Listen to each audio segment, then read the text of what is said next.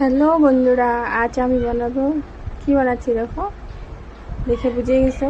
চিংড়ি মাছ ভাপা, ছোটো ছোটো চিংড়ি মাছ আনেছে, তাই এটা কেটে নিয়েছি। কেটে এখন হলুদ, লবণ, সর্ষে বাটা, কাঁচা লঙ্কা বাটা সব দিয়ে তেল দিয়ে মেখে রাখবো। কতক্ষণ মেখে রাখে পরে বানাবো। দেখো তেল গরম হয়ে গেছে, এখন সোমবারে কালো জিরে দিব। কালো জিরে দিয়ে পরে মাছগুলো দিয়ে দেবো। মাছগুলো দিয়ে অল্প সময় লাগবে, বেশি সময় লাগবে না, কেন সব মশলা টশলা দিয়ে আমি খেয়ে রেখেছি। অল্প সময়তে হয়ে যাবে রান্না আমার। আজকে রান্না করেছি, ডাল করেছি, শুধু মাছটাই বাকি আছে। ভাজি, ডাল, সবজিগুলো হয়ে গেছে, ভাতও হয়ে গেছে, মাছটা করলে হয়ে যাবে।